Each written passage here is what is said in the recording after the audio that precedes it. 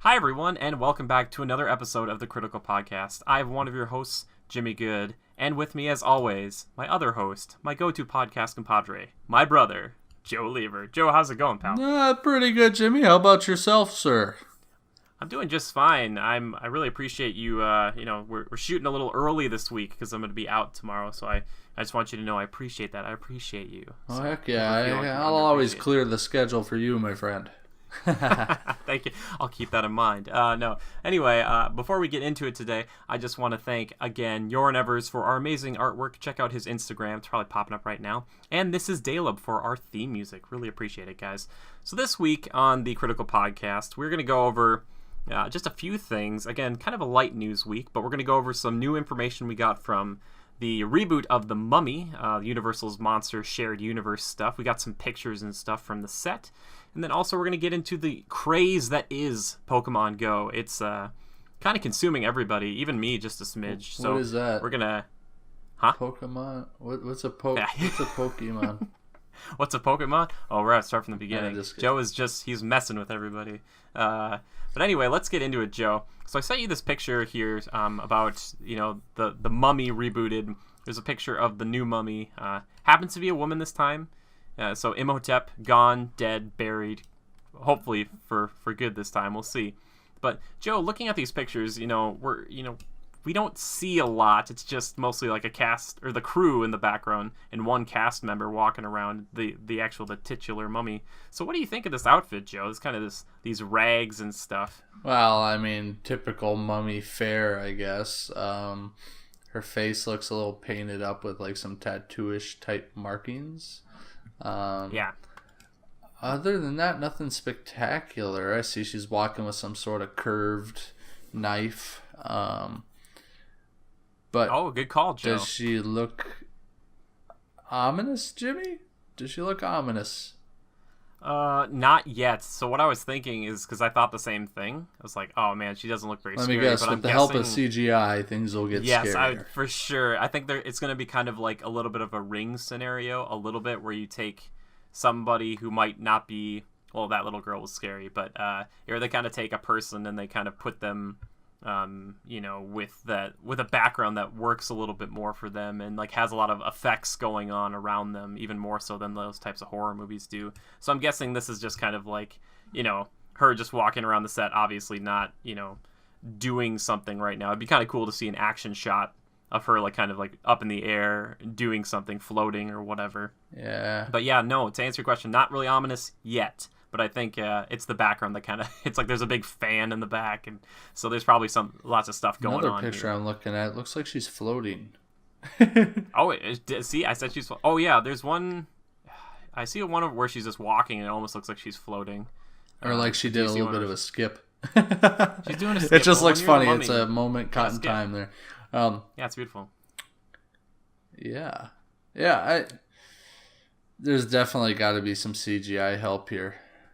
Oh, but sure. I wonder, there's like no motion capture nodes on her or anything like that. I mean, it's a legit costume, don't get me wrong. It's probably like, I would equate it to probably one of the best Halloween costumes you'd see on Halloween. That's a really good point, Joe.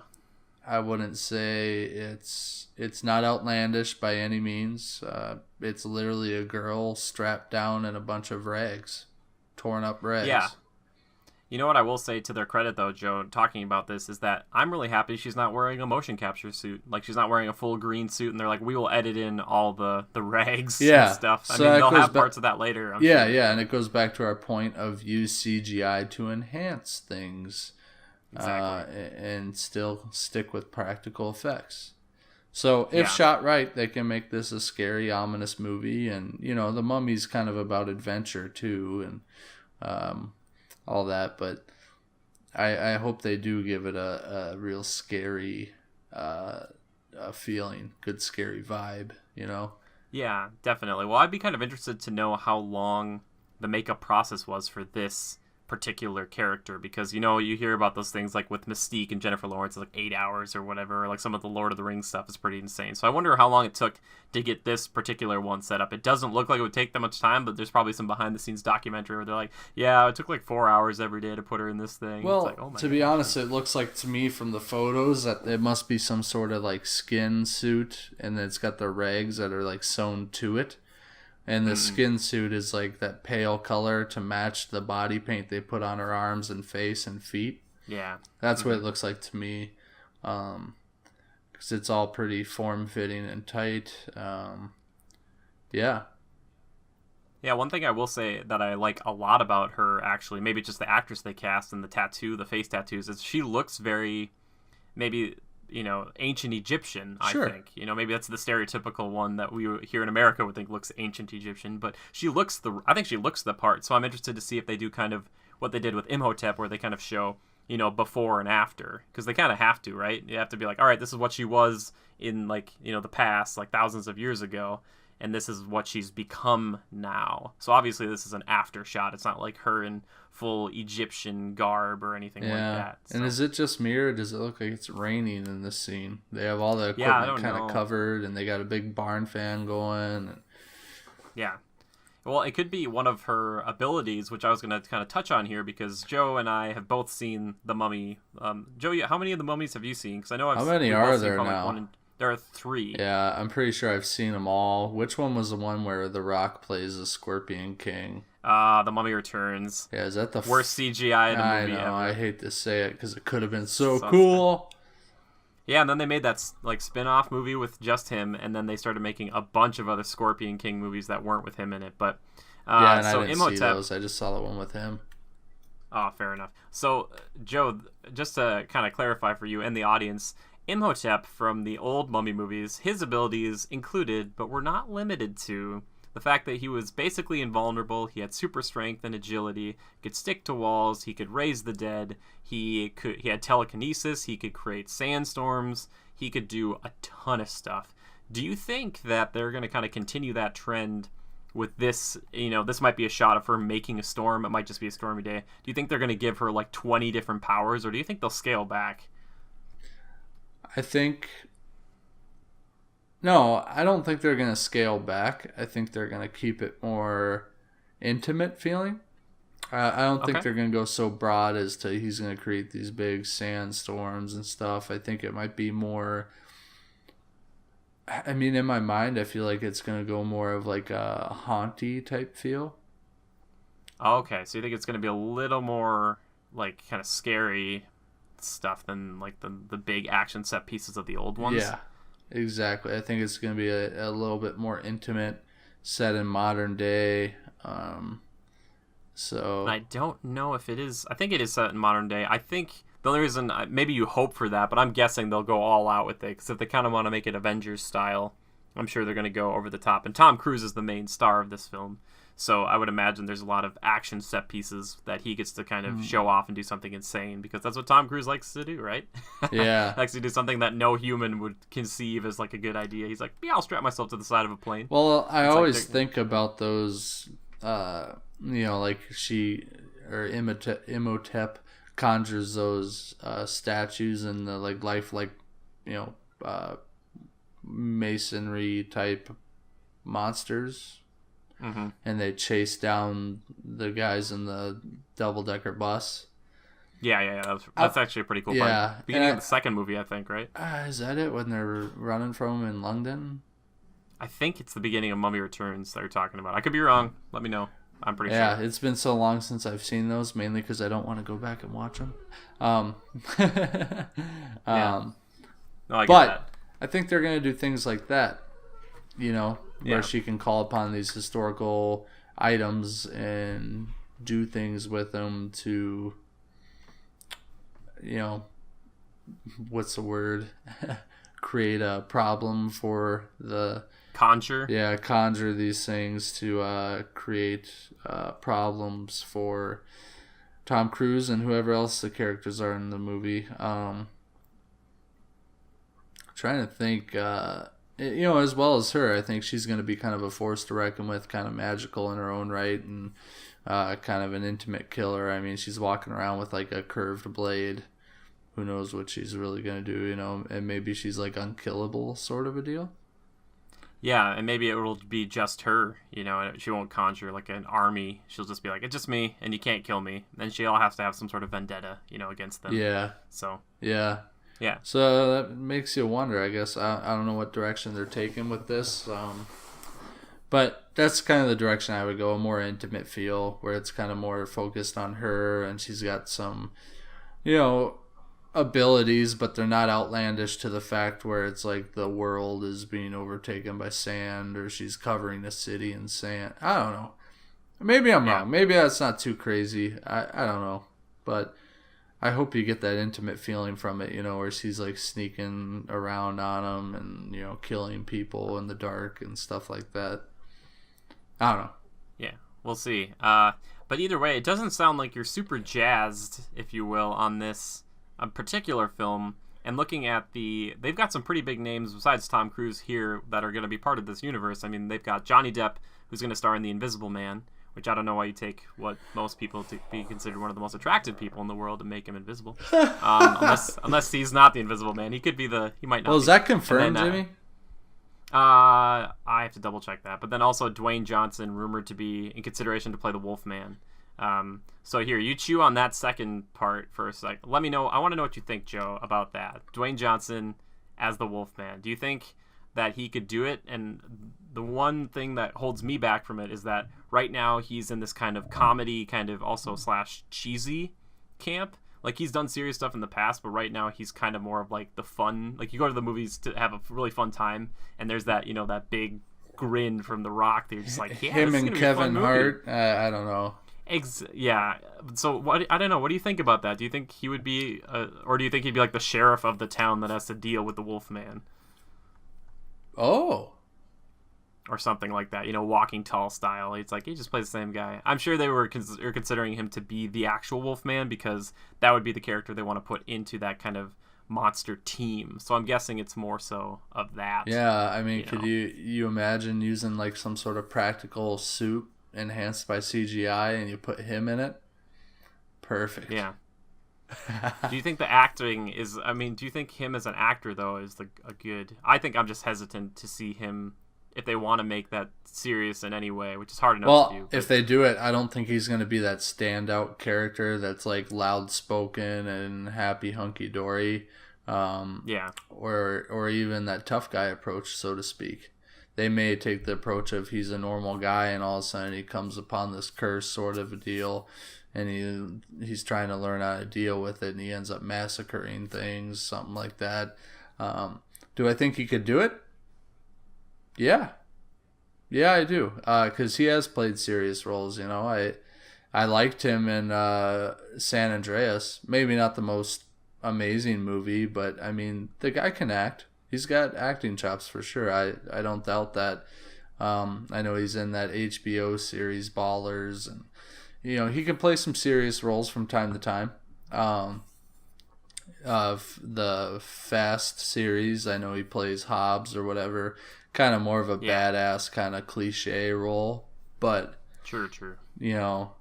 I think he has a broader range than people give him credit for, and there's a reason why he's so successful. He's up there on the top of the list these days, and the guy works his butt off. And his physical attributes, I think, could play well into this too. In the fact that maybe they could use either a motion capture suit or some sort of combination of that and a practical suit similar to this mummy that we're seeing. Definitely hide his longhorn tattoo. Yeah, you gotta maybe do that. Even hide all of his tattoos. Not that I'm bugged by his tattoos. They're badass, whatever, and they're signatory to him. And I know that one is kind of a Samoan identity type thing, which is cool. But I feel for the role, maybe hide that, or at least hide the Longhorn one on his arm. Yeah, you got to do, because that one is so signatory to can you smell what The Rock is cooking? You know, and I can't help but look at it and be like, oh yeah, WWE, that's The Rock. Yeah, I prefer Dwayne Johnson, the actor. So I hope they hide that one. The tribal one I'm okay with, as long as he's like a normal guy, and then they transform him into this cursed person who becomes a Wolfman. And will they go for that Wolfman look like from the movie The Wolfman, where he's kind of more humanoid with a lot of hair and some big teeth? I don't know. I'm not sure. That's a good question. Or will they go for something more like from Van Helsing? I would guess it's going to be a happy mixture. I would guess they'd have kind of more elongated snout, but they probably won't go too overboard. Yeah. The reason why I'm kind of hesitant talking about this casting is I actually really liked Benicio del Toro in The Wolfman, that one that came out a few years back. Sure.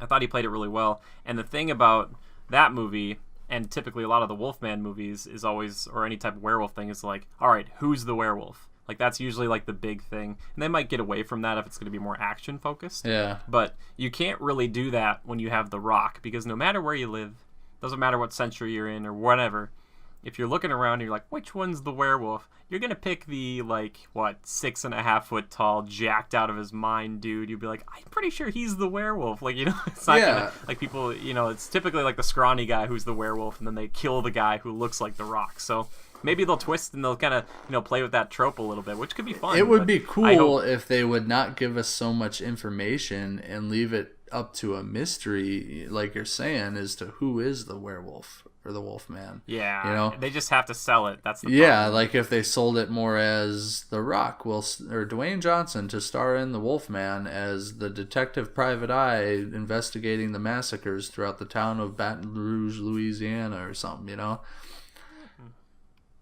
then they twist it, and then as he's investigating, he starts to realize that he's the Wolfman. He's like, I've been here before. He's like, if we go around this curtain, there'll be a family of 4 slaughtered. And they're like, how did you know that? He'd be like, I don't know. It could have been for filmmaking, all the clever minds behind something of that magnitude, they could do something like that and make it good. I don't know. It could be done well. They just can't.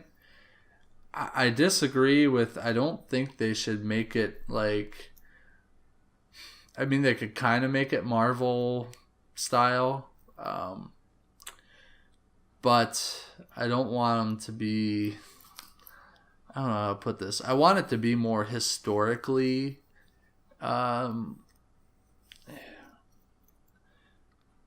What? I'm trying to think of I want it to be more tied into the history of the curses and the characters.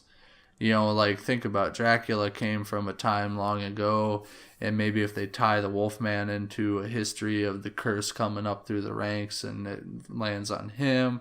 Obviously with the Mummy, that has to be based on history. So I think if they kind of delve into the beginnings of it and bring it to this modern day, I think that could be cool. I'm thinking, Joe, to be completely honest with you, it's going to be set modern day. I think there might be, like you said, it might be passed down through the line or whatever. Yeah. But I think it's going to be a very similar story to kind of like Dracula Untold, where he gets it, he has to learn how to deal with it, and he'll probably murder someone he loves very close to him, or have someone be murdered very close to him. Because why else would you end up kind of leaving? Because eventually we have to assume that he's going to leave, or all these monsters are going to leave and join up together as this weird force. And I guess by tying it into the history, I'd like to see maybe he the curse comes upon him and he's kind of like, what's wrong with me? And he kind of ends up getting this background information through some research or something, or from some old man, whatever, who knows. That's very true. Maybe there's a little bit of a backstory behind the Wolfman curse or something. I think that would be cool.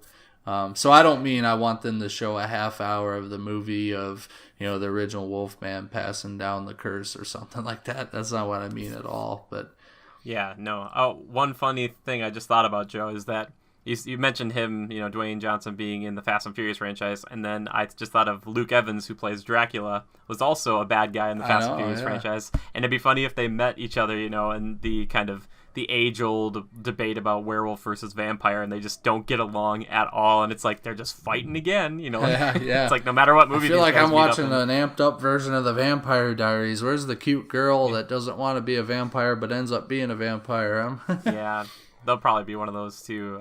Like that, weirdly enough, in that Dracula Untold, like the descendant or whatever, the lookalike of his wife in the modern day, which I really liked. The end of, by the way, of that movie. It was kind of a cool tease, like modern day. But I'm guessing these other movies going forward are all going to be mostly in modern day with flashbacks, like Mummy. Again, getting back to that, will be about like a few thousand years in the past, showing what happened and get to like the adventurer that is Tom Cruise. He might actually be Van Helsing, which I'm really hoping for, because I really want whoever, if they do cast a Van Helsing, and I think he's going to be it, but they need to have someone who's willing to do whatever it takes to kill these monsters. And that's one thing I think Tom Cruise would do. Like there would be nothing that would stop him from doing anything insane to kill these things. So Yeah. Either way, I'm actually kind of excited for all this, to be honest with you, because I like monster movies and stuff like that a little bit, but I like thinking of putting it kind of a shared cinematic universe twist on it, because I love those. I'm a big sucker for those. But I am Hollywood too. knows it. I'm fine with it. Yeah, and the twist on this is that it's not like it's back in historical times where, like Van Helsing, where werewolves and vampires and, wizards or whatever, they existed.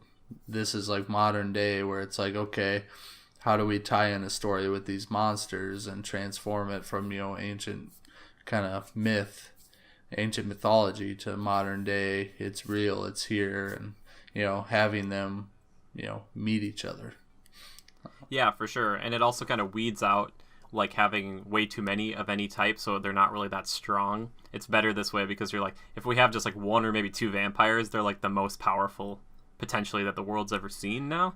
Or like just one werewolf, it's probably like the strongest werewolf and stuff like that. So you're not like, oh yeah, we got plenty of werewolves in the woods. We got like 30 or 40 of them. It's like, nope, this is the only one in the world. Yeah. And he's very strong and very fast, and he can massacre an army. Yeah. So I'm kind of hoping we get a little bit of that. But anything, I mean, I love The Rock.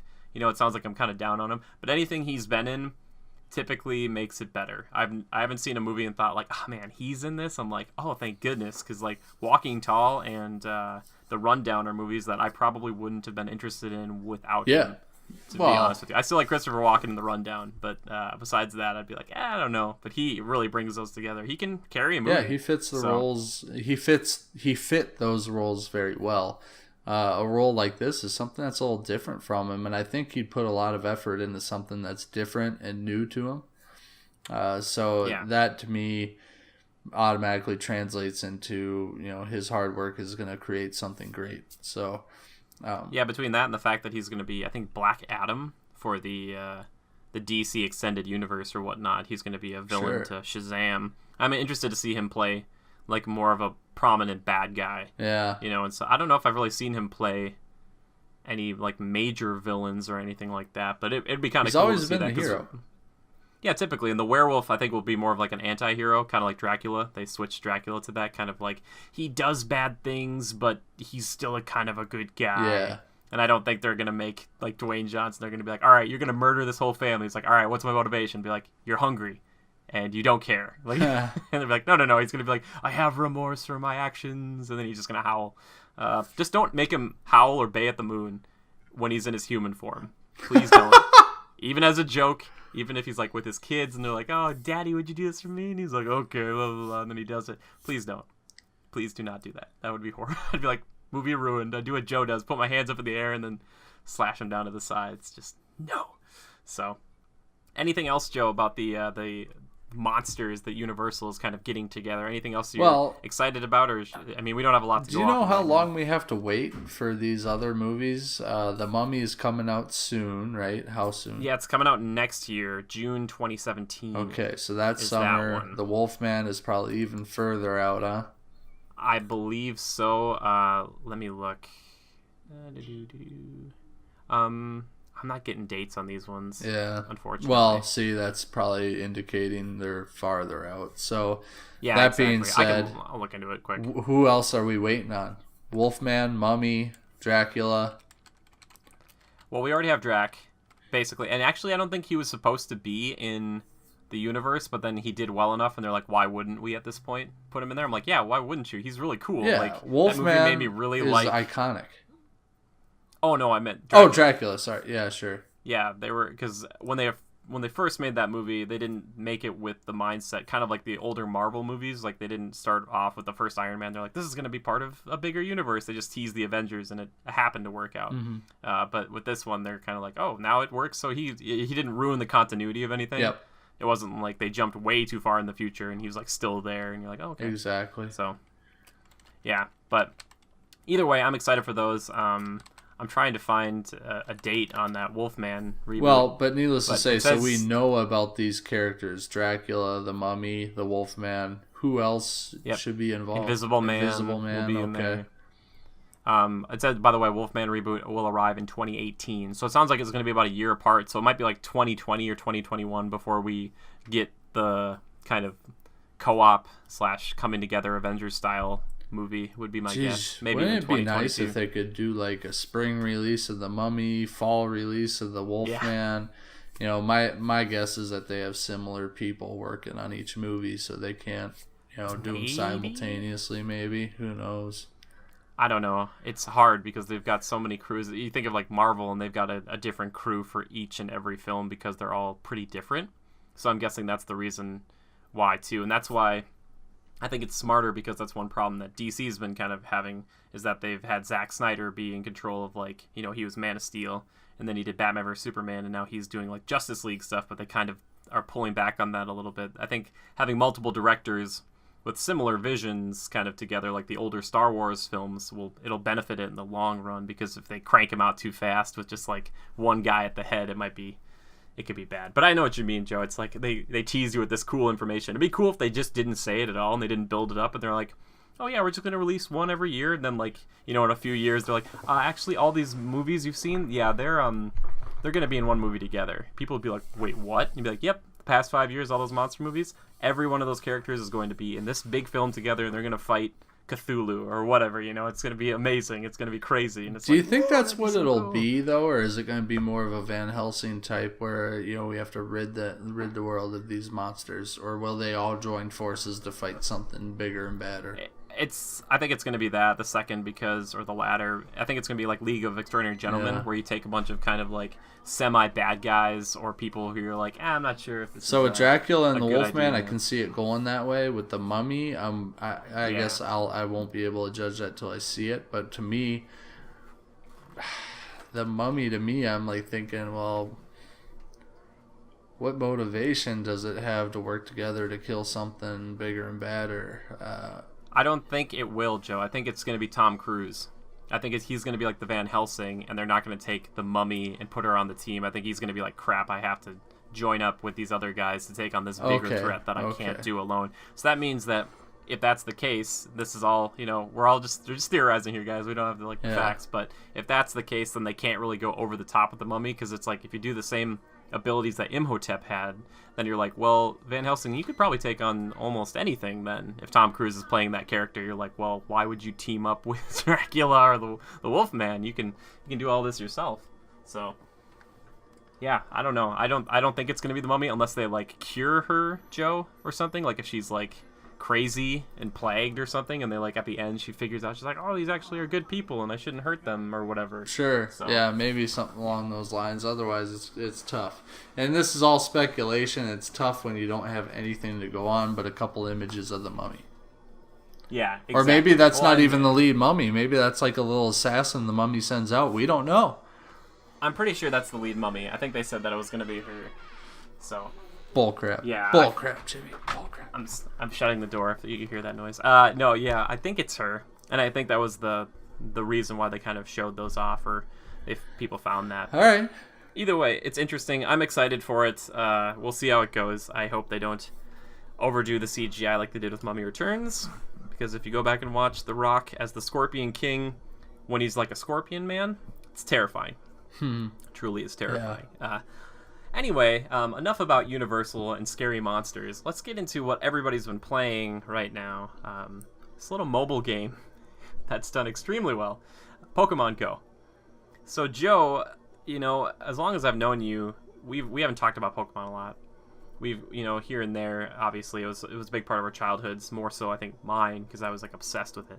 But the other week you texted me about this game, and I'd heard of it, obviously, and I heard rumblings, and then you're like, dude, Pokemon Go, get into it, man. Come on, man. I've already caught such and such and done all this, and I was like, what, Joe? Yeah, so, yeah. Joe, what, like, Pokemon Go, man? What? Tell me about it. Tell me, like, what are your thoughts on it? Well, how do you feel about the gameplay? What do you think?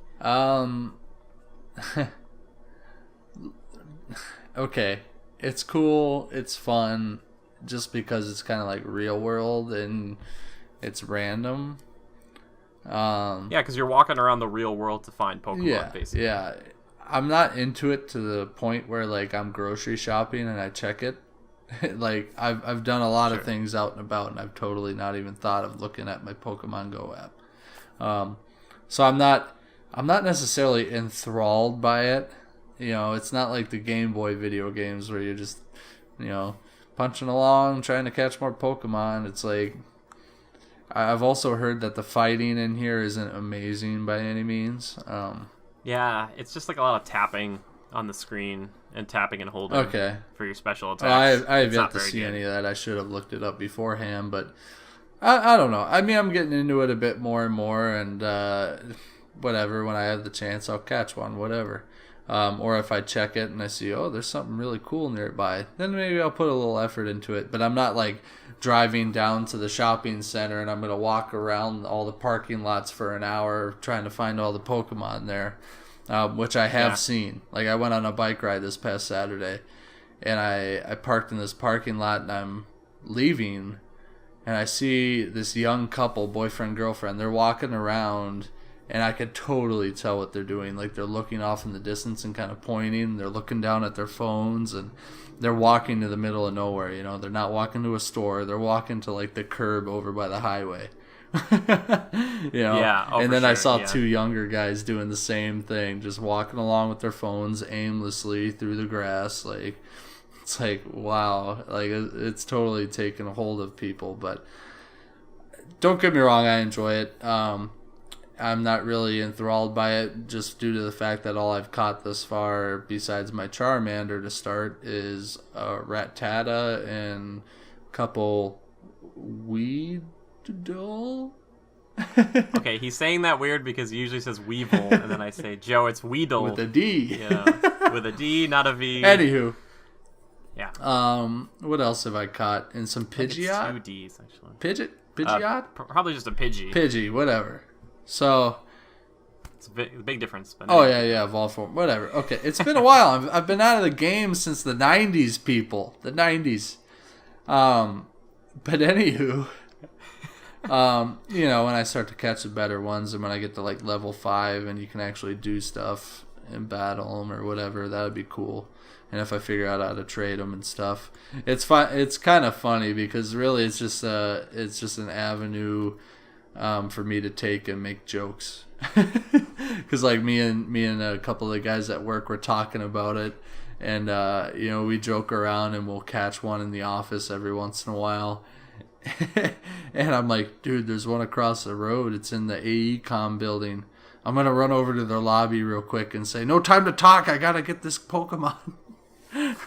Yeah, no, freak definitely. People out, But, yeah, for sure. So, I mean, it's good. It's worth a try. If you're skeptical, people, try it out. It's fun. It's not like you have to dedicate a ton of time to it. But if you're out and about and you just feel like, oh, I'm going to see what's on my phone and pull up Pokemon Go, you'll find something. It's fun.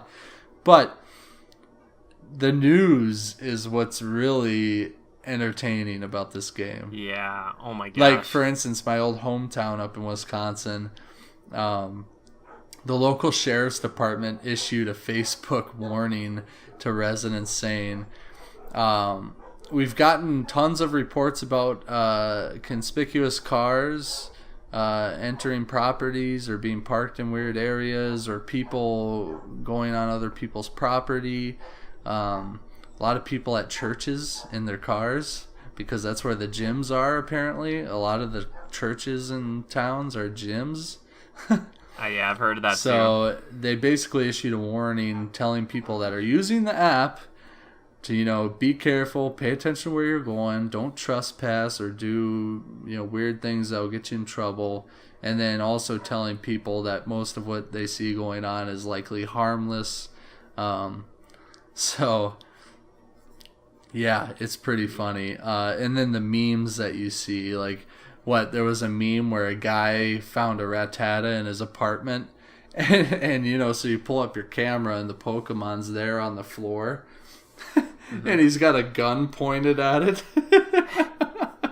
And a Rattata kind of looks like it's like, it's got its teeth bared and it's, kind of like screaming at you.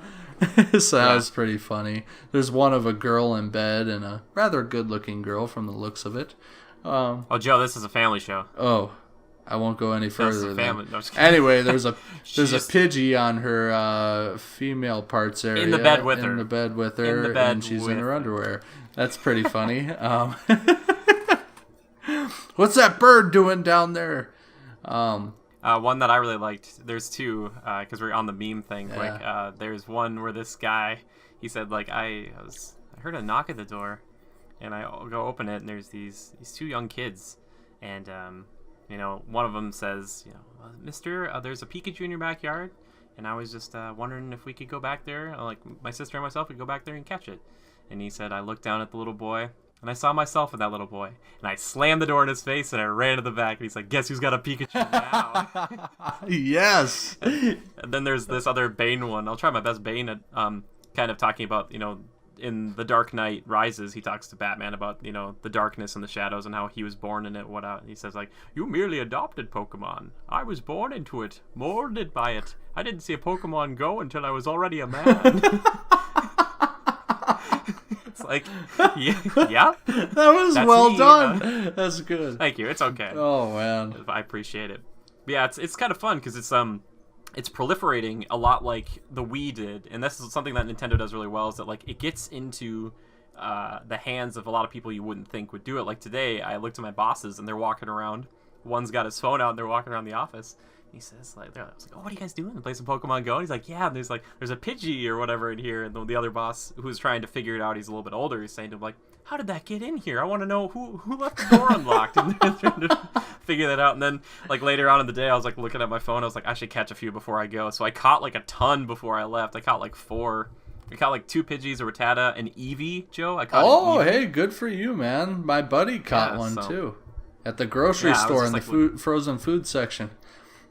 Yeah, and the thing that's cool about it is that, like, it does make me look at that map and think, like, I could just go down to the river. There's, like, a gym down there, like, by my house. I could go over and check that out, or, like, whatever, like, look around. It kind of makes you want to explore the world, and I think we'll get to it later on in the show, but I would love to talk about a dream game, that Nintendo would make would be that kind of an open world RPG kind of thing for a console for Pokemon that we haven't seen. It could be cool. Just take the Game Boy concept. Yeah, exactly. It could be cool. Put on an actual console. Like, but yeah, it's been fun to watch this. There's a lot of crazy news stories about like theft and like the police having problems with people being stupid and people playing while they're driving. Don't do any of that. If you're gonna play Pokemon Go, just walk around just at a normal pace. Just make sure if you're crossing a road, that fake Voltorb or whatever's in the middle of the sidewalk or the crosswalk, that is not worth giving up. Chances are you can catch it from the sidewalk anyway.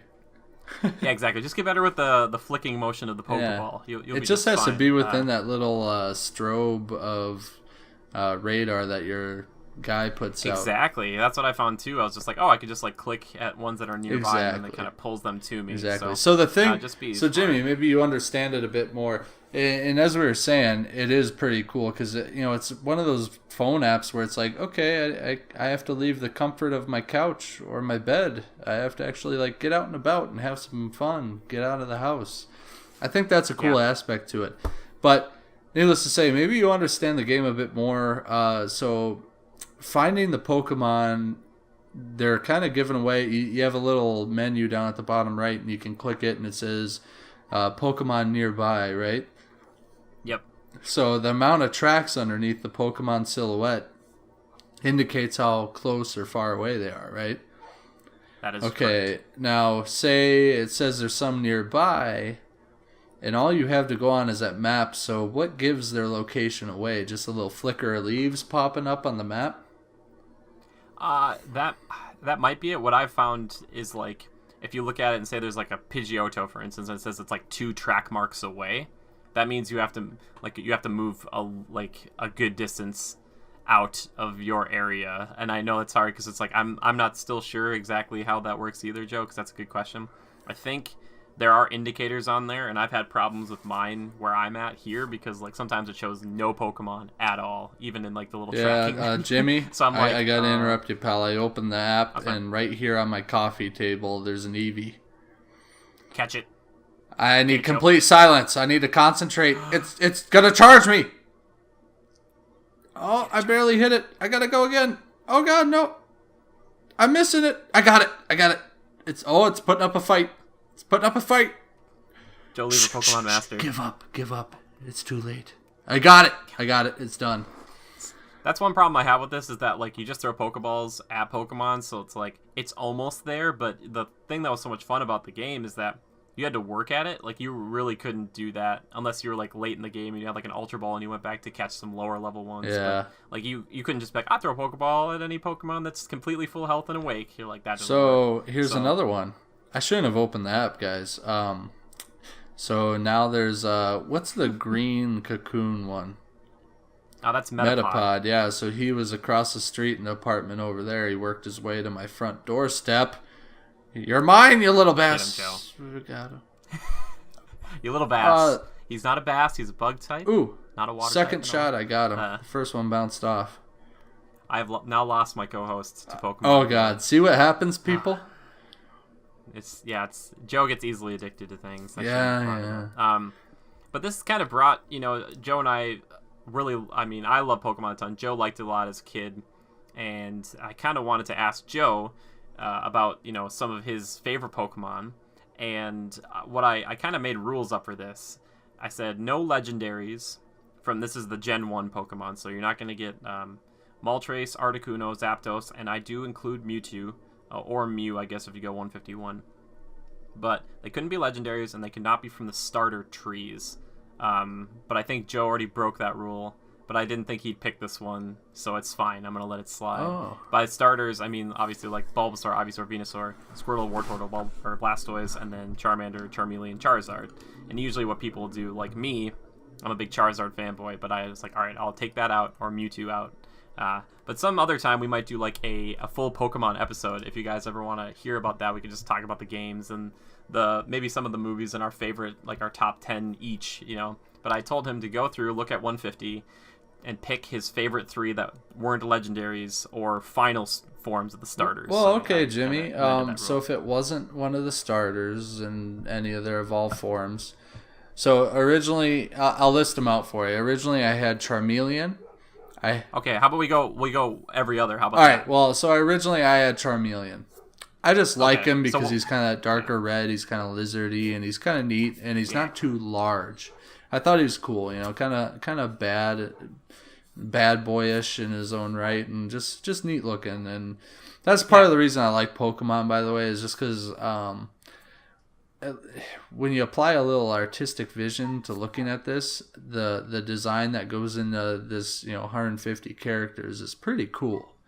I mean, how would you go back to the 1990s and, hey, we're going to start this new thing called Pokemon. We have to come up with 150 different designs for little monstery looking creatures. I would have been like, I'm in. Give me my pencil. I'll start drawing now. That would have been awesome to me, and that's something I liked about this. They're all neat in their own right, But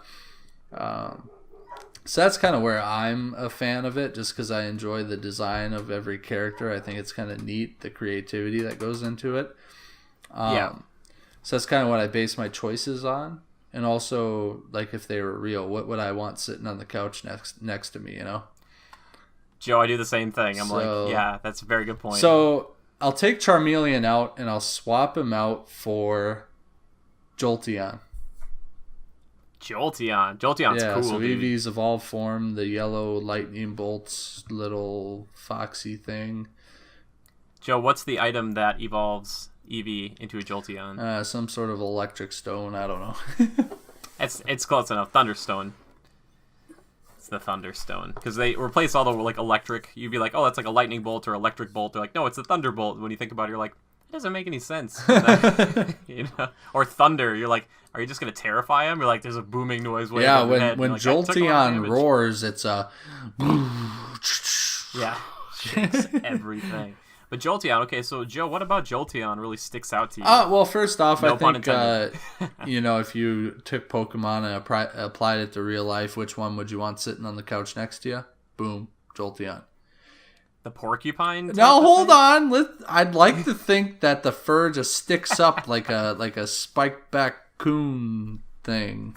A spike back coon thing? Like if the fur is sticking out like that, I like to think maybe it just gets spiny and prickly when it's intense and in a bad mood. I kind of want to look this up and see what these are, because there's another one like Sand Slash that's more porcupine-ish. Yeah. Well, but, part of me wants to enough. think that it's soft and cuddly and it's not really like spiny. Its fur just kind of has that shape to it to resemble its electric thunder abilities. Fair enough. So it'd be cool walking around with a freaking Jolteon, Hey, my car battery's dead. Jolteon, hop on up there, give her a boost, would you? So not only is it that you want it sitting by your side, it's also really good for utility. Yep. Also, I looked it up, Joe. Covered in yellow fur with a spiky fringe. So yeah, I think you're good on it. I always thought of them because one of its moves I think is pin needle. Yep. And that, I was like, oh man, that I assume it's kind of shooting off like the barbs on its back. Yeah. But maybe it's a bit more of a bristly fur. Well, yeah. Well, I'm reading here. It says in addition to that ability of becoming those needles, it also amplifies electrical charges. Yeah.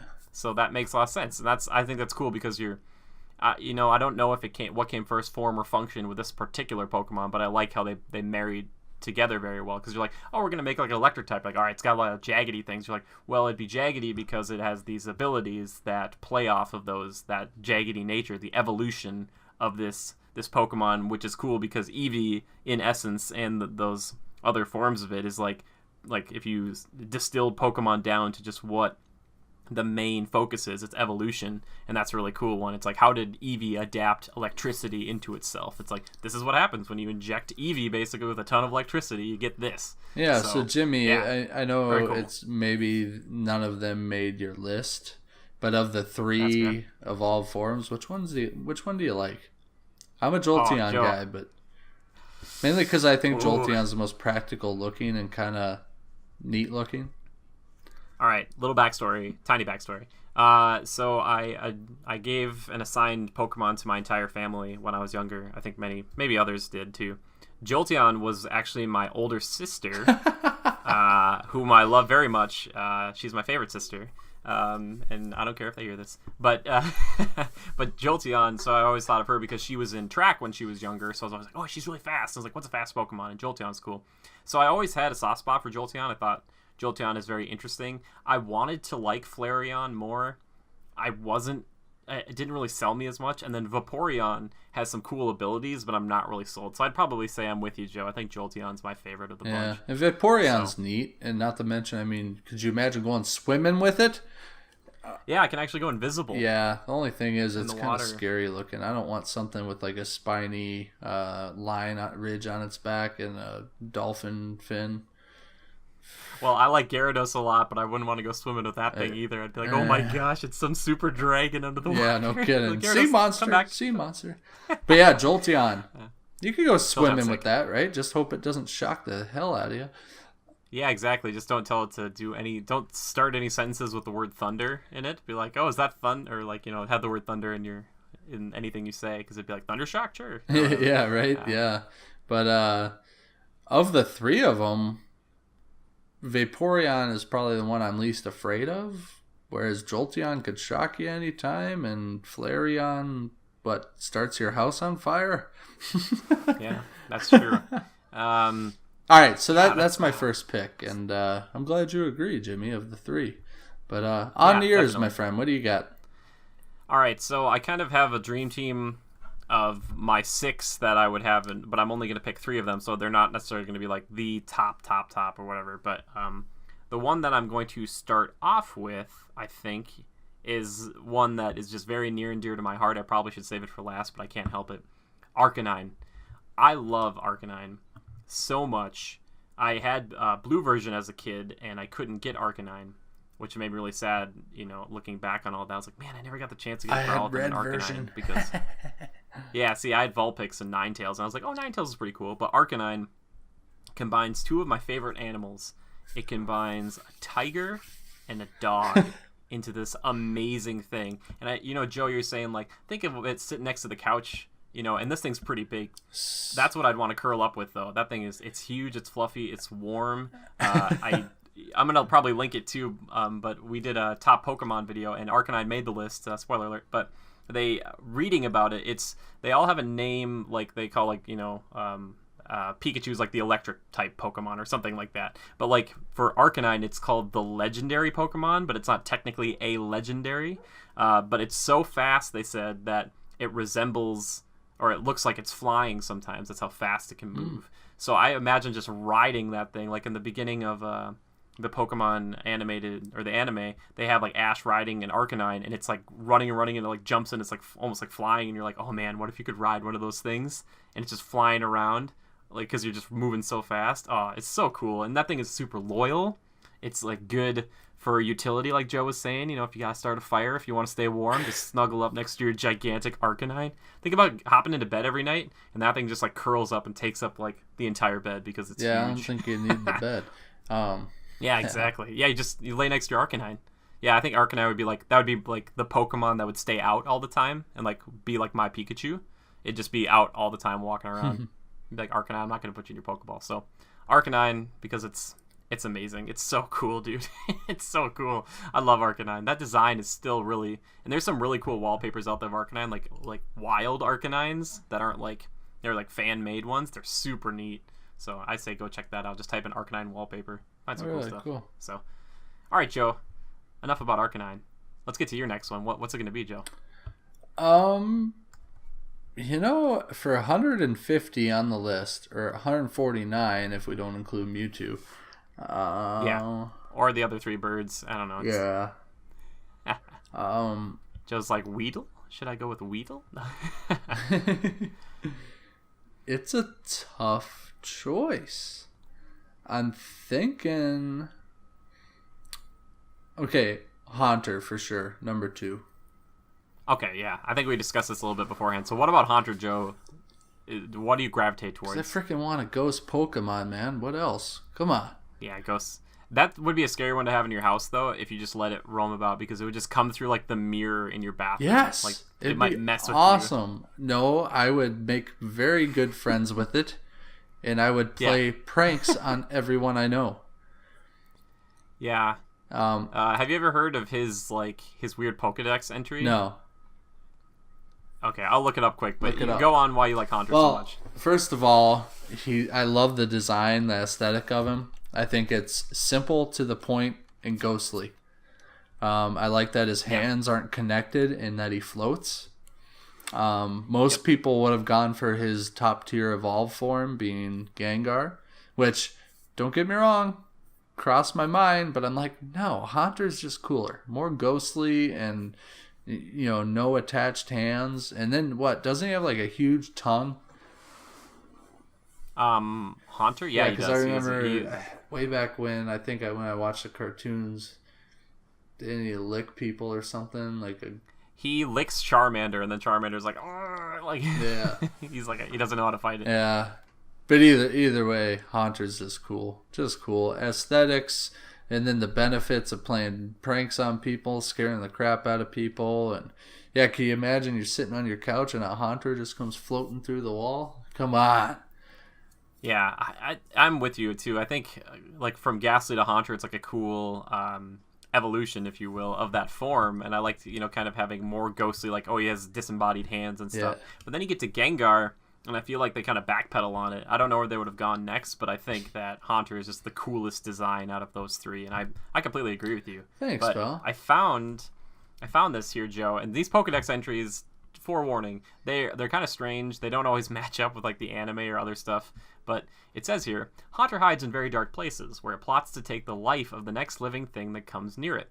It silently stalks its victim and steals its life force with a lick from its gaseous tongue, which inflicts convulsions that persists until the victim dies. I love it. I love And then it goes on. It has the ability to float through solid walls. Despite its predatory nature, it has been known to entertain and prank people in the anime and stuff like that. So I was pretty accurate in my choice, wasn't I there, Jimmy? I guess if you're like Haunter, go out and do what you do.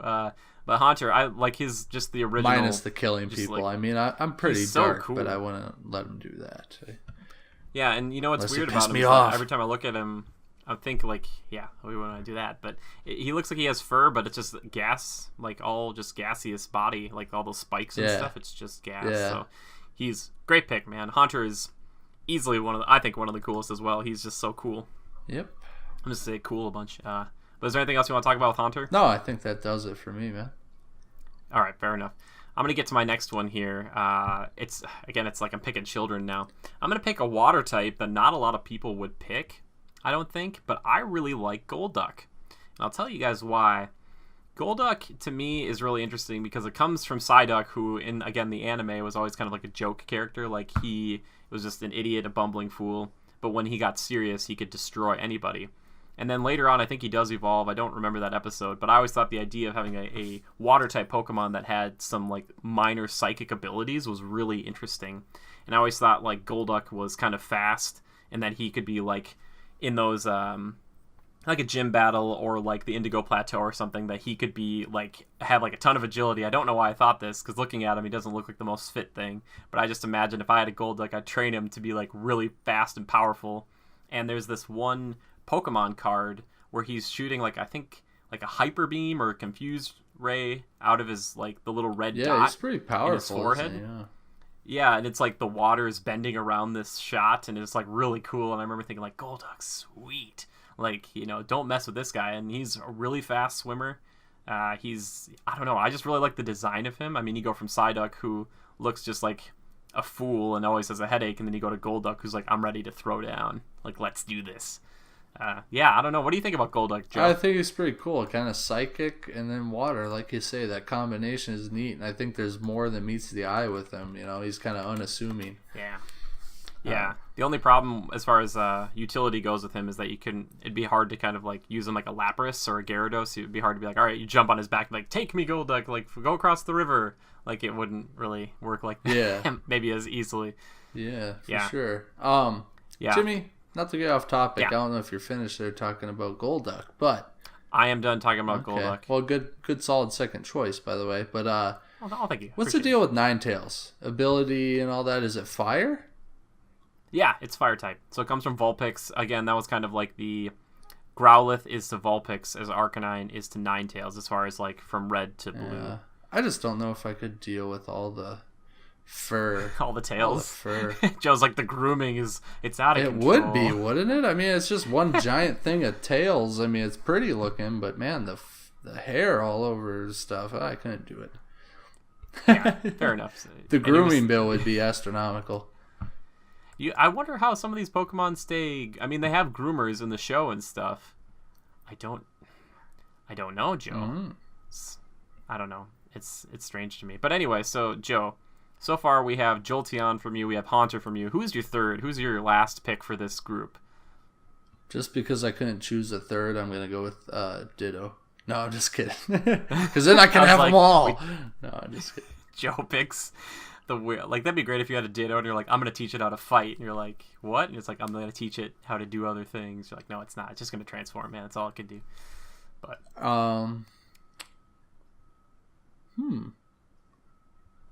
I think I remember which one you had chosen before this, but you might have changed your mind. I think I've changed my mind. Okay. Actually, I have changed my mind because I'll tell you right now, my third choice is going to be Machamp, people. But then I am looking at Machamp. I always had this idea in my mind that Machamp was awesome, right? But then I started thinking, well, Machamp is pretty cool. And he's a little smaller, more manageable. And he's still kind of badass in his own right. Right? Yeah, so is Machop your third one? No, we'll just call him and Machamp fourth and fifth. I think I'm going to switch somebody out for number 3. As I did with my number 1 choice, by the way, because I've always been torn. I do like Jolteon. I think it's always been one of my favorites. Just cool, practical, fun. And, you know, I like to think about this as like real life application. Who do I want on the couch Yeah. next to me, you know? Yeah. So far you have Jolty on the couch next to you and Haunter. No, and I Haunter have Arcanine. on the wall next to me, going through the wall. Oh. He's going through the wall. He's going to grab you a drink, but then he's going to drop the drink as he tries to come back through the wall. And then he just, he shrugs. But he has no shoulders. And you're like, oh, Haunter. And then he's like, Haunter, Haunter, Haunter. You're like, we love you, Haunter. You're so great. You try.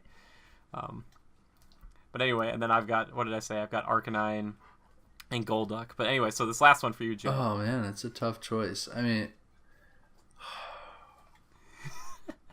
It doesn't need to be. Don't overthink it. I don't want you to overthink it too much. If you need me to come back to you, we can Come back to do me. that. Come back to me. Come back to you. Okay. So for me, it kind of was a toss-up. I was going to go with something like Golem or Nidoking. But the last one I think I'm going to choose is actually Rhydon, the evolution or the evolved form of Rhyhorn. Rhydon's really cool to me. I have a lot of love for Rhydon. I think it started back when the first time Ash goes to fight Blaine. He has Rhydon, which was weird. I was like, what the heck was a fire gym leader doing with this? And he said, oh, Rhydon's, its hide is thick enough and strong enough to withstand the fact that they were fighting over an active volcano. And I was like, oh, that's so cool that, like, a gym trainer or leader would have a Pokemon that might not, just fall perfectly in line with the type that he's chosen. But Rhydon, on top of that, he's like this big, bipedal, like, rhinoceros that has a drill for a horn, and he can just, like, decimate you. He's like a tank. Oh, I think it's so cool. I mean, maybe I wouldn't want him sitting on the couch next to me, but I would definitely give that guy a shot. He would be so cool. I mean, just look at this guy. He'd just mess you up. He's like the guy I'd call in to just, be like, all right, it's time to get rid of this. Like in a fight, I'd be like, I'm throwing out Rhydon. Good luck. Like, sure. You'd have to bring type advantage against me, because if you didn't, it'd be done. I don't care who you are. He's sweet. I love Rhydon. He's very cool. And another cool fact about Rhydon, he may actually be one of the first Pokemon they ever came up with, Joe. Because if you look back at Pokemon Blue and Red and all that, you'll notice Rhydon statues all over the world, specifically in the gyms and stuff like that. And it was always weird to me, because as a kid I was like, okay, I like Rhydon. I guess he's kind of a, it was interesting, because you go into a gym and you'd be like, oh yeah, your rival had been here, but it was a Rhydon statue on, like right as you walk in. And there'd be like two of them sometimes or whatever. And so he might be the first one they actually conceptualized and drew out, which is like really cool to me, because I was like, maybe that's where it all started. He like the guy drew one, and then it was like, all right, where do we go from here? And they're like, is this the first form or the second form? And maybe he's like, oh, this is the second form. What's the first form look like? All right, and then go on from there. So I don't know. There's a lot of cool things about Rhydon. I really like him a lot. So cool. Rhydon, baby. So okay, Joe, back to you. Did you find it yet?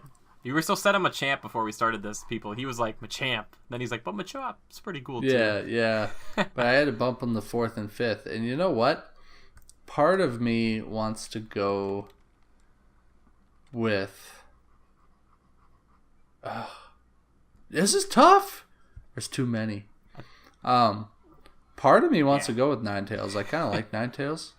Whoa, what you want? I thought you were talking smack about. I know. I'd have to, set aside all this changed. money for the grooming and stuff, but it could be done. Yeah. You know what I'm gonna go with, Jimmy? Dragonair. What? Dragonair. Ooh, good choice. Yeah. I just like the fact that, first off, it's not a water type, right? Or it is. Dratini is in the water. I have to double check this. I think it's Dragon Water. I've been looking stuff up lately on old types. But anyway, keep going. I'm just reading about it a little bit. But yeah, you need to look that up, because I think I like Dragonair because not only is it large and it's aesthetically pleasing, it's kind of like... I don't like Dragonite because he's just a fat dragon with little wings. I feel like I'm watching a PBS Kids cartoon. Thank you so much. People have been talking about how great Dragonite is for friggin' 20 years. Stupid. And I'm just like, stop it. Charizard's a way cooler Yeah, for dragon. sure. Even though Charizard saying. could, stand to work out a bit and lose some pounds. I don't know why the dragons are so Yeah, why fat. do they give him big guts? I don't get it. It's weird. Dragonair is cool. Yeah. Very Either whether it can fly or whether it's a water type, I don't care. Either way, it's awesome. I think it's just a dragon type. I think it's just a pure dragon type. Sweet. Yeah. That's Sweet. Cool. Yeah. There's my top 3 picks, and Machop is 4th. Fair enough. So I think Dragonair is really cool. I love the sleek design, personally. Yeah. The only problem I've ever had with Dragonair is I don't like the little bulb on its throat.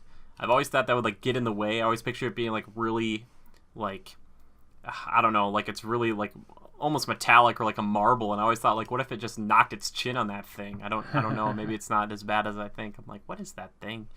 But yeah, I do like that. It's a very cool design. I remember being one of the cooler Pokemon that you get kind of later on in the game in Blue. Like, I think you could go fishing for it in the Safari Zone, and then I think Lance, the Dragon Master of the Elite Four, has at least one, if not 2. But yeah, Dragonair. Very cool Pokemon. So Joe's sitting on the couch. He's got Jolteon, and he's got Dragonair, and there's Haunter coming through the wall. Haunter through the wall. Dragonair's behind the couch. I'm not letting that giant thing on my couch. Well, how big is... I always want to know, like, if you look up the facts on these things, they're kind of weird. Dragonair is only 36.4 pounds, and it's only 4 meters in height or length. So, like, 12 feet. It could wrap around you. Yeah. Be like a big boa. But on my couch, I guess I've got Arcanine and... Yeah, now in retrospect, that's kind of small. Rhydon. I would have thought it would have been like more like 20-something, Oh, Golduck, yeah, of course. 12. Yeah, no, that's pretty good. All right, yeah. Still a solid pick for me. I like it. I want to know what its abilities are. What can it do with its attack? Can I blow some stuff up or what? Yeah, definitely. So it's definitely it can blow all the things up.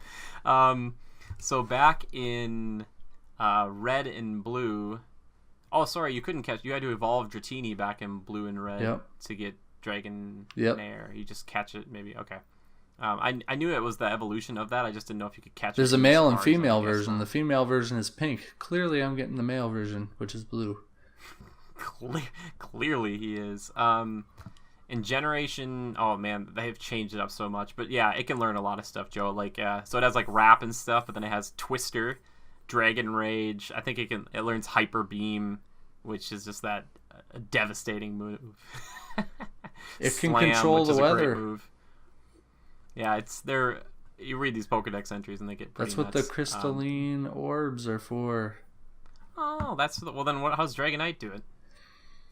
With his fat ass. I don't know. I'm sorry. I'm sorry. That's Did I funny. take it too far? Anyway, yeah, Wrap, Leer, Thunderwave, Twister, Dragon Rage. Dragon Rage, yeah. Slam, maybe. Agility, Dragon Tail, Aqua Tail, Dragon Rush, Safeguard, Dragon Dance. Some of those are newer moves and they make me sick to my stomach. Outrage. Is that the name of a move? Because I am outraged. The target is attacked with a powerful beam. The user must rest on the next turn. Oh, this is for like the card game or something. Oh. I was gonna say that's just like Hyper Beam. Yeah. But yep. So. Anyway, so there are our top kind of 3. Again, not legendaries or starters, but we can do a full Pokemon episode sometime, guys. If you wanted to, let us know because I've got a few old N64 games, which we're getting closer and closer to getting an older capture card because I want to start streaming like the old Pokemon Stadium games or Pokemon Snap, which is a really great game. Now, I want to be clear. I'm a bit of a manly man, So, sure. I'm not scared to admit Pokemon are cool, man. They're freaking cool, and not to mention this whole Pokemon Go thing coming back up, just takes me back to my childhood, because I mean. It was a game. It was a great idea that brought out your imagination. I thought it was super cool, and the idea of now that we have these incredibly smart smartphones, that it kind of almost brings it to life in the way that we kind of dreamed about playing the Game Boy games. Yes. It's pretty epic, isn't it? It takes me back to 1990, whenever the game came out. It takes me back to the mid-90s as a kid. It's kind of fun. It really is. Yeah.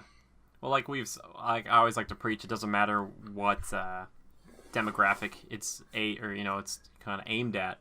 It's just whatever you like, and this Pokemon's a cool one that kind of transcends all the ages because it's just like, there's a Pokemon or a handful of Pokemon that you can like, and if you're into video games or any type of like pop culture at any point, you probably know of Pokemon and you probably have a few of your favorites, even if you're like, I'm not a huge Pokemon person. And if I was like, all right, but what's your favorite Pokemon? You'd probably be like, all right, probably this one, or such and such. Like, okay, cool.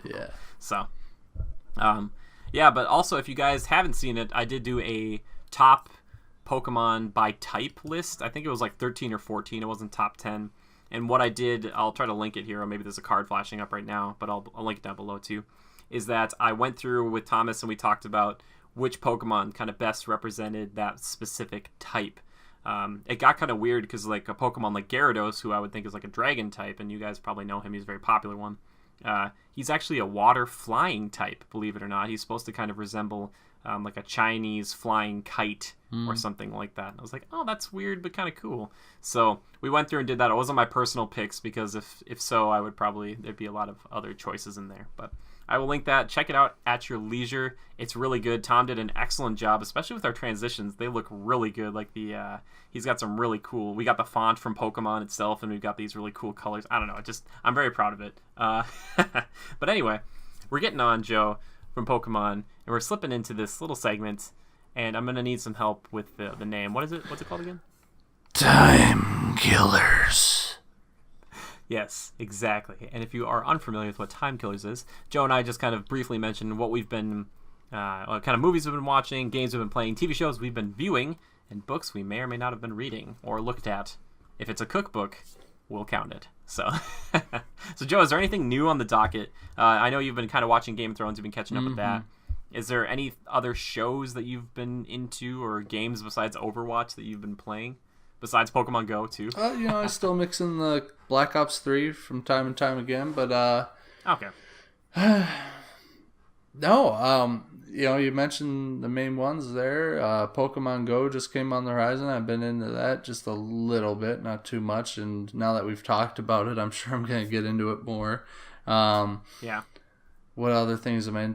I haven't had much time lately for the games and the TV. I've been, I've been following the motocross series, the Pro Nationals. I used to be a rider, and I'm excited because next weekend I'm going to the Millville, Minnesota Pro National. So excited for that, and I'm also doing a St. Jude's Children's Hospital benefit ride up in the Twin Cities.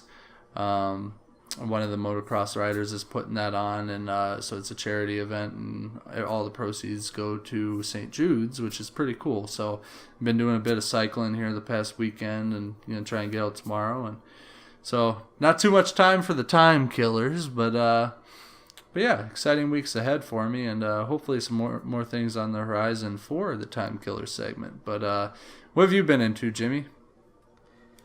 So I just kind of have been, weirdly enough, I've been getting into S.H.I.E.L.D., or Marvel's Agents of S.H.I.E.L.D. Season 3 just came out on Netflix. And the other night, I actually was like up pretty late watching it. I was actually kind of enthralled a little bit. If someone were to ask me, they'd be like, do you like the show or do you not like the show? I'd be like, well, I kind of like it, But I wouldn't say I love it. I wouldn't say it's a must-watch. I think it's good for people who really love the Marvel Cinematic Universe and are just kind of like, I want to be in that world, even if nothing of note really happens. Like, you're just like kind of looking at it, you're just like, oh, this is kind of nice. So cool. But yeah, I've been watching that. I've been finishing up Dragon Quest VIII on the PS2. Again, one of these days, I'm gonna get that older capture card, and maybe I could show off that game or some other things. So all of your support is appreciated. But besides that, I don't know, Pokemon Go, I've been trying to talk to Thomas about maybe doing like a little vlog of it, of us walking around catching Pokemon. I think that'd be kind of fun. I saw Easy Allies do one, and I was like, oh, that looked like a fun time. So we might try to do something like that. But I'm still reading that World of Warcraft Rise of the Lich King book, which is pretty dang good. And then, yeah, we tried to play Grand Theft Auto 5 the other night. Sadly, I probably waited for an hour. There's like an hour of load screens throughout my 3-hour, 4-hour play session, which was ridiculous. So I'm really hoping that the next game that they come out with, they work on that multiplayer and stuff. Oh, no kidding. Man, it was disheartening because it's so much fun because we got to do a few levels. Joe and Drew and myself got to play some missions, but besides that, it was just like I was staring at clouds and loading screens. I felt I hate that because it was so much fun playing that game when we're actually in a heist setup or doing something together. Yeah, like Even sure. thinking back to that night, I still had a lot of fun, but those loading screens and not being able to get in a heist with your friends is annoying as all get out. I don't understand what the issue is, but they need to fix it and fix it quick. Because next time they come out with a Grand Theft Auto, I probably won't buy it right away. I'll probably wait until I hear that, you know, the multiplayer works properly. Yeah, I think what it's going to be, Joe, like we talked about, is it's probably going to be like the sequel to Red Dead Redemption, if that's Red Dead Revenge or Red Dead Revengeance or whatever. But once we get confirmation of that, Joe, and there was a rumor they were going to actually show that game off at the end of the Sony press conference at E3, but the problem was it was right after the Orlando shooting, and they thought it probably wouldn't be a good idea. Apparently, whatever gameplay they were going to show was going to be pretty violent in nature. So they ended up showing more of another game that they had shown a trailer for previously. So it would have been a bad taste at that time. Yeah. And typically Rockstar is also known for, you know, kind of coming out with news when they want to. They don't rely on something like E3. They don't typically come to E3. They just kind of are like, yep, we'll come out with stuff when we're ready, and people will talk about it, and that'll be the only thing you talk about for the next 2 weeks. They're not a bandwagon jumper, and they do things their own way. I kind of like that. Yeah, exactly. It comes off a little cocky sometimes, but they have the sales numbers and the fan base to prove that's fine. it. So whenever they announce that next game, which I'm pretty sure is going to be in that vein, maybe we can talk about what we want to see in it, Joe, and then of the qualms we've had with Grand Theft Auto, besides just the loading screen and stuff. It's such a shame because I love it so much, and God, some of those missions we do together, man, you can't have more fun than that. But think, Joe, it could be more fun if we were banditos together in the Old West, robbing banks, taking down trains, like Oh my gosh, Joe! Part of me thinks it'd be a lot of travel on horseback. Oh yeah, that's the whole. That would be the whole thing. But it's actually how many fun. Different models of horses are there? A lot of different colors of horses, but they also have trains and carriages to get around too. So it's a little variation. But I will say there's something pretty special about lassoing somebody and dragging them behind your horse as you ride around. Awesome. It's really fun. Or you just pick them up, tie them up on the tracks after they tried to steal your horse, and just leave them there and wait for the train to come through. Needless to say, you got me excited about it. All right. Yeah. Anyway, we're going to go into our last segment here, which is questions. Who doesn't love questions? I still don't know what I want to, if we want to, call it something different, or if I want to make a weird noise every time we do questions. But questions. Anyway, we got two here. One, we'll start with this one. So Diego, who is a friend of the show, asks us, Joe and Jimmy, what are your thoughts on video games, movies going forward? So, and I asked him to clarify that, and I was like, do you mean like kind of how they're made or produced or how they function? And he said, yeah, that kind of stuff. So, Joe, going forward, I think maybe more so talk about, I don't know, you could talk about either of them. I would think games would be a little more fun to kind of be theorized about. But how do you feel about that, Joe? What do you think what's going to change? What's going to stay the same? I don't know that they'll ever get away from the standard console and controller. I know that'll be a mainstay, and I'm fine with that because I enjoy it. But obviously they're making more of a push towards the virtual reality VR stuff, so I'm fine with that as well because that could be a lot of fun too. I don't know that I'm totally all for the standing up and looking around my living room, so I'm not totally clear on how that works, but the whole thing about it is, for me, when I'm like online playing with you guys, or like say we're in a heist on GTA together, multiplayer with your buddies, I like being comfortable on my couch, relaxing, sipping on a drink and playing through these things. I think that's the most enjoyable part about it. The virtual reality, I feel like, can get a little overcomplicated and almost more difficulty than it's worth, maybe. But that's yet to be seen for me. I need to know more about it to really judge it accurately. But that's something that's where I see it going, as to how it's shown and how they're gonna gear games in the future. But other than that, I don't know. What are your ideas, Jimmy? Well, I think we'll start with movies. I think there's still going to be a place for the movies that we see nowadays. I think those are still going to be where a lot of money is thrown at, because a lot of the movies I've been seeing lately, they have like the director, there's like a little video before the movie's like, we really appreciate you coming out, and there's a lot of other options out there now. We have Netflix, Hulu, all these other streaming services, and a lot of people, I think, aren't going as much to all the movies. I think the big ones like Star Wars and the Marvel stuff, people are always going to go see and in droves. But I don't know. I hope that like movies don't get too gimmicky. Like, we like those kind of moving seat things, Joe, but to be honest, I wouldn't want to go more than that. I don't need to have like a VR movie. Yeah, true. Like, I think I like my movie going experience the way it is, and I think don't increase the frames per second. Don't go like, oh, it's 3D. I just hate all that stuff. Yeah. I just like to have your pure movie thing. Will they probably try to get more into that? I'm guessing so. They'll do whatever they can to stay alive and as relevant for as long as possible. As far as games, though, I think we're still going to get a mix of having the consoles and the controllers, because so many people of our generation, the people who have the money to buy that stuff, there's still that market, obviously, the hardcore a little bit more. But for kids, I think they're starting to kind of get them into VR a little bit younger. So maybe by the time, Joe and I are middle-aged or whatnot, we'll start to see a shift in the younger audience who's also, besides just being a little more maybe interested in VR, maybe they are, maybe they aren't. It seems like they are. Maybe they'll be more just like mobile. Mobile's blown up, and maybe that'll be just like the new console. Like, people will be like, why would I buy an Xbox One or a PS4 or Xbox 3 or a PS6 or whatever when I could just play like a pretty good mobile game? Like, that's all you want. Yeah. So I still think I personally want the console controller thing, because that's how I grew up. That's what I love. I started with N64, and that's just how I've that's how I see it. That's how I take pleasure in it. And Joe's made a really good point too, is when the Wii came along, people were like, oh, it seems so cool, and it's like really interesting. But when you play video games, typically, or at least for myself and Joe, we don't it's not like at the beginning of our day or in the middle of our day and we're like, yeah, let's go play games. It's like, oh, I'm going to chill tonight. I'm going to sit down and just play. It's going to be kind of, calm. Relax. It's not like I'm going to be standing. Yeah, I'm not going to be doing, trying to do backflips and trying to, slice at a dude and, break a vase. That's not what I want to do all the time. So it just seems like, I think we're seeing shifts here and there. But I hope that we kind of hold on to the old movie experience and the video game experience a little bit. But I think VR is going to become more prevalent. The trick with VR, too, is to make it so that you don't get sick while doing it and make it affordable. I think that's the two big hurdles it has to overcome. And also, it doesn't really show very well on Twitch yet, unless they figure out a way to do that. Because, you'll have, it'd be like the cam that you see me streaming with, and I'm just like a stupid dude with a thing over my face. And then I guess the main screen is like a first-person view. So...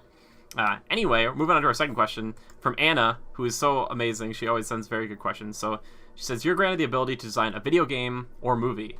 What does it contain? What's it about? And what would it be called? So Joe, I need to know, what is it going to be? Movie or video game? Video game. Okay, video game. Now, what is this? What's in this video game? What's it all about? You go first. Okay. He's like, I've chosen video game, but I'm not sure yet. I'm gonna go video game as well. At first, it was just gonna be and I don't know if you mean original idea or not, Anna, but I'm gonna go with one that isn't original. I really, more than any other game, want a third-person, open-world RPG that's set in the Pokemon universe. I want to be able to start off in Pallet Town. I want to be able to walk around that entire world with a character, and I want to be able to catch Pokemon, and when I get into the battle situations, I want to be able to go into a third-person view of that Pokemon and fight in a little 3D arena. And I don't know how you do that, because you're in a lot of battles, and Pokemon's typically static, they kind of just fight and they stand there and they take the shots from one another. But in the show, I always thought that was so cool, because it was like, whoa, that Arcanine actually dodged out of the way of that thing. It was like you don't just have to sit there and take a hydro pump to the face. Like on Game Boy for sure. Exactly, but when I was thinking about a little bit more, kind of thinking about VR, my dream VR is you go into a room that's the size of a football field, and you look around, and it's just all white. It's white all over, and you get to put in, just type in a title of something, and what I would type in is maybe Lord of the Rings, and then all the backgrounds and all the white would turn into a battlefield, and then they would start putting up 3D holographic images that I would get to fight. And I wouldn't have anything on me. I might have a sword or something, a real sword, but there'd be projectors and stuff tracking my movements, my eyes, and so it would just project images in front of me, so I could fight at Helm's Deep and stuff like that. And that goes with the Pokemon stuff too. It's if I get to walk around, Cinnabar Island, that would be I would be crying. I wouldn't want to leave. I'd be somebody's gonna have to take me out in 12 hours. But But yeah, that's my dream game. What is it called? I don't know. The Pokemon one would probably just be called Pokemon. It'd just be flat out just Pokemon for whatever system. And then that Dream VR thing. I don't know what you'd call that. Just like the epitome of VR. But yeah, so that's what I would do. So, all right, Joe, what do you got? Jimmy, so we talked about movies tonight. Universal doing the whole Monster Mash deal, Wolfman, Yep. Dracula, etc. So here's one for you. I chose video game. Sure. What if you did a video game kind of loosely based off of something similar to Assassin's Creed? Only instead of the assassin, you've got something more like it's like role playing, right? So you start out and you choose the character. You get a choice between Wolfman, Dracula, Invisible Man, or what have you. Any of like the major tippy top of the pyramid Halloween monsters, if you will. So you start off as that character. You're navigating the world. And then, lo and behold, you find out it's online multiplayer, so you actually interact with other players who have chosen their own characters. So maybe you run into a vampire or a Frankenstein type monster, or et cetera, et cetera. And you're going around the city taking out these factions or something like that. You're not always in Wolfman form or whatever. You have all those abilities. I think something along those lines would be kind of cool. And maybe kind of stick along the lines of, kind of Assassin's Creed-ish, which I've never really played, but from the background I get, I think it's kind of open world-y. You're fighting these factions and different people you run into. Choices need to be made, that sort of thing.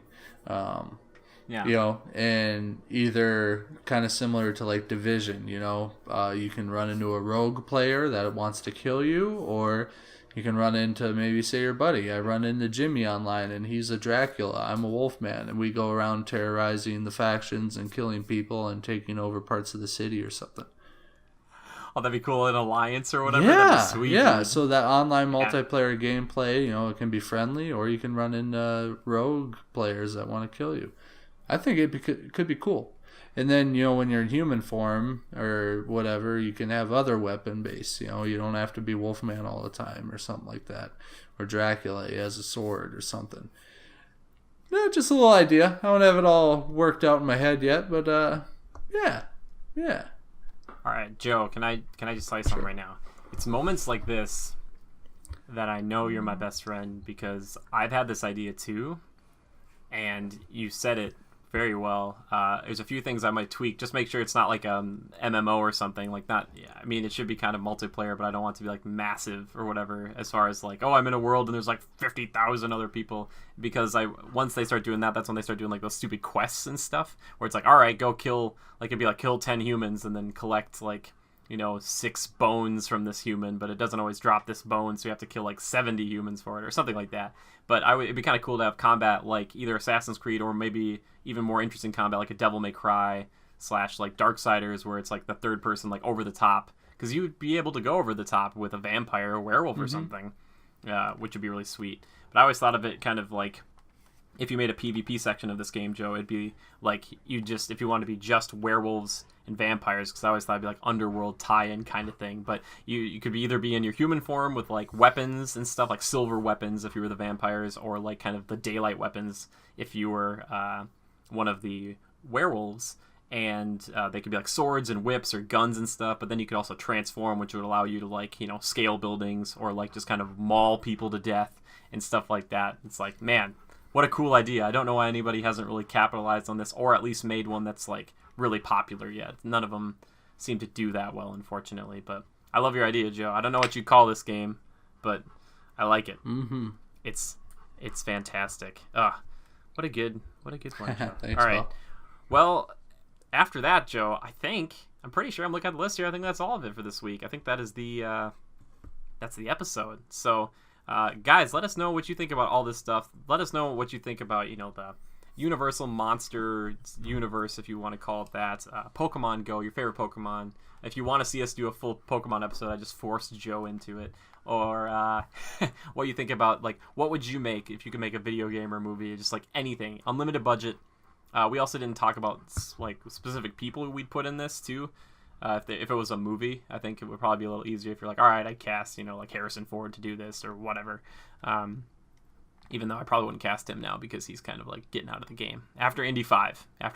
But so yes, feel free to also, if you have any questions of your own, tweet at myself or at Joe. Just tweet the hashtag Critical Podcast and make sure to tweet that at us. And I am at Go Critical.